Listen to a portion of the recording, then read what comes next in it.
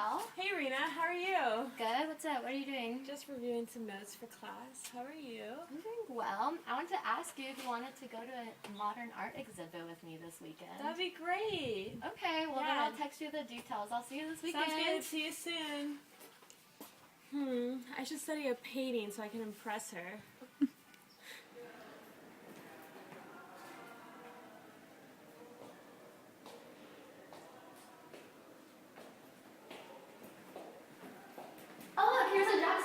He's my favorite artist. Guardians of the Secret, made in 1940. Pollock is an interesting artist. He was really heavily influenced by Native American art after going to the Indian art exhibit in 1941. There's a lot of rumors about how he witnessed Indian rituals as a child, which historians argue was a huge part in his development as an artist. I can definitely see that because if you look at these figures over here, you can see the Native American influence. It looks like they're wearing headdresses. Who do you think the Guardian is, and what do you think the Secret is? I guess the Guardians are probably these larger figures on the right, maybe male and female. They look like totem poles, which again goes with the Native American influence. Under here you can see a dog-like looking figure, which is probably a reference to his earlier artwork called She-Wolf, pretty famous. So these two are probably guarding the center box, which is the Secret. It separates it, and in here there's just a bunch of made-up hieroglyphics. But it's really cool. If you turn the center box upside down, you can see walking figures. That's super interesting. I can definitely.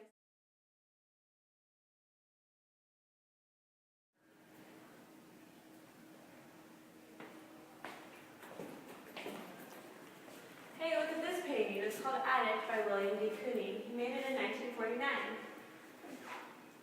D. Kooning was actually part of this group of artists called the New York School. Oh, Jackson Pollock was part of that too. That's super cool. The New York School actually created this new era in the modern art history that is also known as abstract expressionism now. Where do you think D. Kooning got his inspiration for this piece? D. Kooning got a lot of his inspiration from the human form, especially the woman human form. If you look in here and also in a lot of his paintings, you can see like a row of teeth. This kind of looks like it could be lips. Sometimes you'll see like an ear or something. But a lot of times it looks like the human form that has been like hammered or crushed into the painting. Yeah, I agree. It looks like a lot of dismembered figures just overlapping each other. It's really violent and confusing.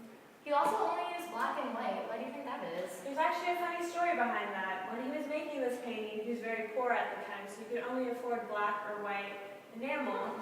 So he used that, and then he also used newspaper to accelerate the drying time of the painting, so what he would do is blot it and then peel it off. Wow, how do you know so much about D. Kooning? I'm really impressed, Raquel. I did some research Yeah, for thanks you. for teaching you today.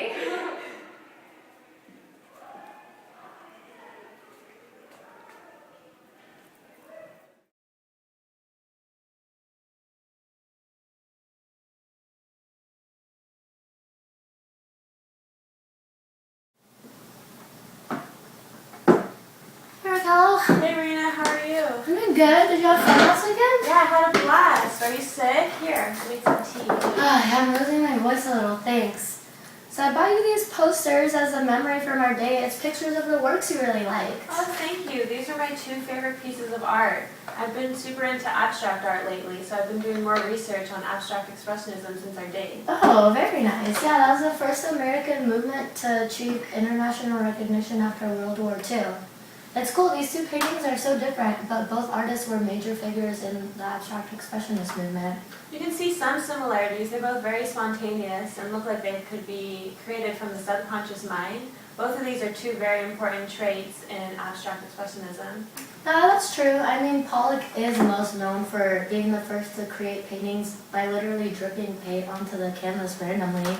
Can't get more spontaneous than that. Well, that's not what he did in Guardians of the Secret. Actually, if you look at the both of them more closely, you can see a lot of similarities, like the different shapes. For example, the hieroglyphics in the Guardian of the Secrets is very similar to the shapes of the figures in the Attic.